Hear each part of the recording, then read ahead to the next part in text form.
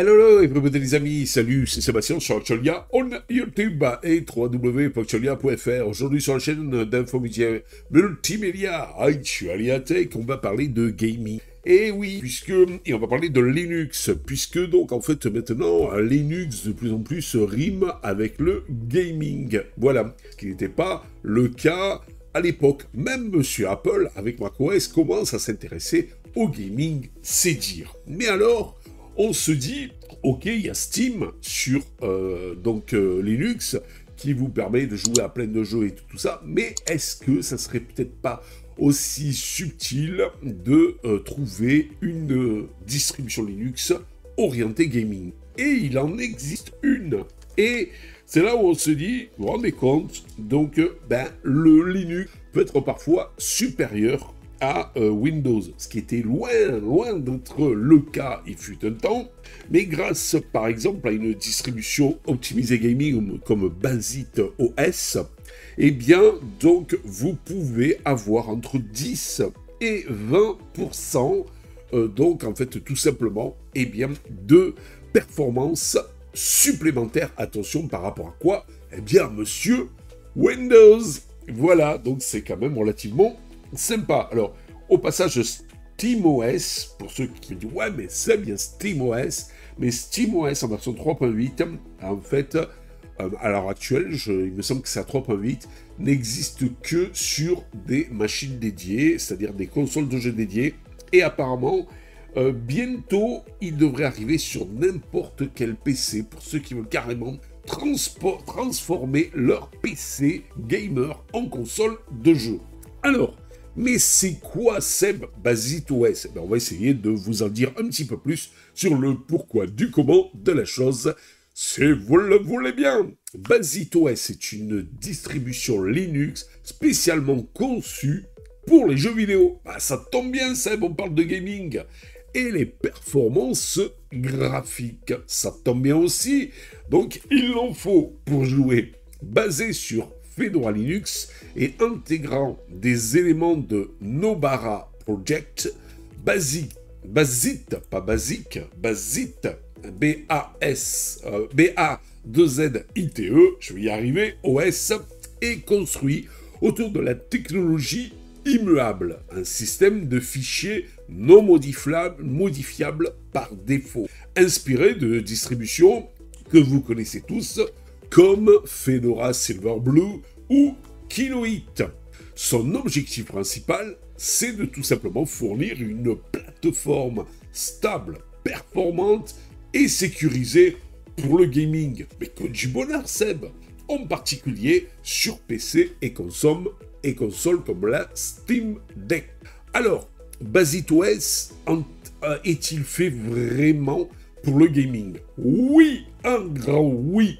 Basit OS est clairement conçu pour le gaming. Il offre une intégration avancée avec Steam, Proton, Lutris, Heroic Game Launcher, Wine et autres outils populaires de la communauté du Linux gaming, du Linux de gamer. Il est également optimisé pour le support des manettes et les écrans tactiles, ainsi que pour les meilleures performances côté GPU. Vous voyez par là, bien sûr, les performances de votre carte graphique, ce qui est indispensable pour faire du gaming. Il existe plusieurs variantes de Basit. Vous avez une version KDE Plasma ou une autre version GNOME pour les PC de bureau. Vous avez une version Steam Big Picture Mode. C'est un mode console idéal pour les Steam Deck et les PC branchés à la télévision. Directement, vous arrivez sur le mode où vous allez sélectionner tous vos jeux. Vous ne prenez pas la tête à lancer quoi que ce soit, etc. Mais alors, sur quoi Seb est basé Basit OS? Eh bien, Basit OS est basé sur notre petit chouchou au point de vue distribution, Fedora Linux. Plus précisément, la Fedora Atomic ou Silverblue Kinoite, ce qui garantit une stabilité, un support et le support de matériel moderne et des mises à jour fiables. Nobara Project, une distribution créée par Glorious Ergol, le développeur de Proton-GE, qui ajoute des optimisations spécifiques pour les jeux vidéo. Vous avez les RPM OS 3, une technologie qui permet un système de gestion de type immuable avec possibilité de rollback, c'est-à-dire retour à un état antérieur si jamais il y avait quelque chose qui avait foiré. Mais alors, on se demande, mais quel avantage, Seb, de BasitOS? Eh bien, c'est optimisé pour le jeu. C'est préinstallé directement avec Steam, Lutrix, Heroic, Wine, Mango Hub et Game Mode. Excusez-moi, et plein d'autres choses encore. Vous avez un support natif pour Proton GE, une détection automatique du matériel gaming. Alors, vous voyez par là le GPU, AMD, Nvidia, les manettes, etc. Presque un peu comme si vous aviez une console où vous branchez, tout est plug and play et c'est super. Et vous avez une compatibilité avec les jeux Windows via Proton et Wine. Peut-être pas tous, mais une grosse partie. Sécurité et stabilité, vous avez un système, ce qu'on appelle immuable, c'est-à-dire que les fichiers système sont protégés contre les modifications accidentelles. Donc vous avez toujours un OS très fiable, très stable. La possibilité de faire du rollback complet en cas de problème après une mise à jour. Bon, dire ce qui est sur Fedora, généralement, les mises à jour, ça se passe les doigts dans le nez. Mise à jour automatique, les mises à jour sont centralisées et testées. Intégration de Flatpak pour les applications sandboxées. Si jamais vous avez besoin de quelques applications pour faire autre chose que du jeu, vous les aurez directement, donc à base de Flatpak via le FlatHub. Environnement moderne, vous avez soit GNOME, soit KDE Plasma au choix. Vous voyez, quand je vous dis que c'est les DE, les deux meilleurs DE les plus modernes qui existent sur Linux, quoi qu'en disent certains. Mode console SteamOS avec Steam Big Picture, dès le démarrage, vous atteignez donc en fait vos jeux pratiques pour ceux qui ont branché ça sur la télé, le PC sur la télé, ou qui ont un Steam Deck. Mais il y a quand même des inconvénients de Monsieur BasitOS. Moins de flexibilité pour les bidouilleurs. Le côté immuable limite la personnalisation du système de base, ce qui est logique. Si vous n'allez pas mettre les mains dans le cambouis dans ce système qui est censé être fiable, stable, et donc qui n'autorisera pas à le faire. Certaines modifications obligatoires des contournements via RPM, OS 3 ou conteneur, Tollbox, Distrobox. Installation de paquets classiques. Eh bien, pas de gestion classique avec DNF install, donc pour installer tout ce que vous voulez. Il faut passer obligatoirement par Flatpak ou RPM-OS 3. Moins intuitif pour les débutants.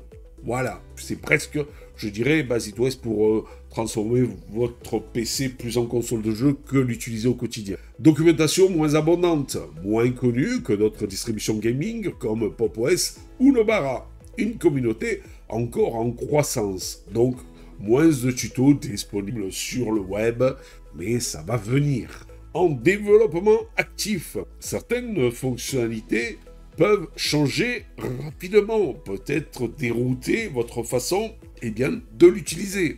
Et surtout, il nécessite quand même un minimum de connaissances Linux pour résoudre des petits bugs ou personnaliser l'expérience. On ne vous demande pas d'être un expert en Linux pour utiliser BasitOS, mais d'avoir quelques petites connaissances. Maintenant, pour conclure, Seb, BasitOS, il est fait pour vous ou pas?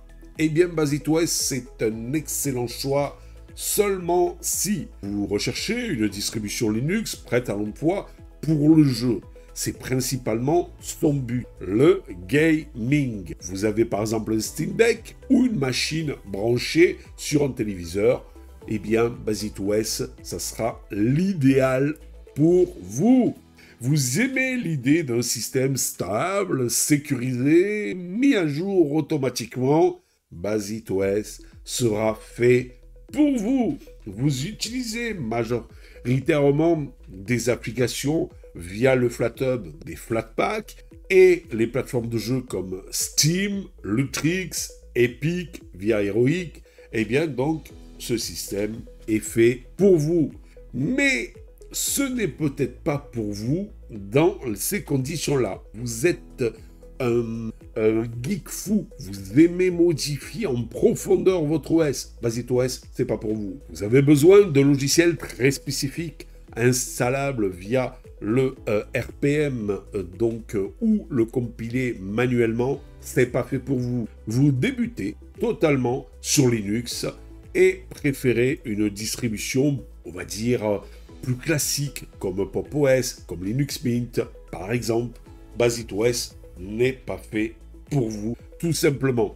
Ce qu'il faut se mettre dans la tête, les amis, c'est que BasisOS est avant tout presque une console de jeu. C'est avant tout pour vous faciliter le gaming. Donc, à la limite, vous avez un PC gamer, vous mettez BasisOS dessus, vous jouez dessus, et vous avez un autre PC pour faire tout ce que vous voulez, bidouiller et tout. Je pense que ce sera la meilleure des solutions. Ou vous avez un PC branché sur la télé, vous mettez BasisOS en fonction mode picture, vous accédez directement à vos jeux comme si vous étiez sur une console de jeu, les manettes étant détectées automatiquement, ça sera que du bonheur pour vous. Voilà, ou alors vous êtes un gamer fou, mais aussi vous êtes un utilisateur lambda, aller sur internet, faire un petit peu de retouche photo et 4 trucs sur votre ordinateur, BasisOS vous suffira largement puisque vous avez donc une large qui s'étoffe de mois en mois, une large Logitech malgré tout,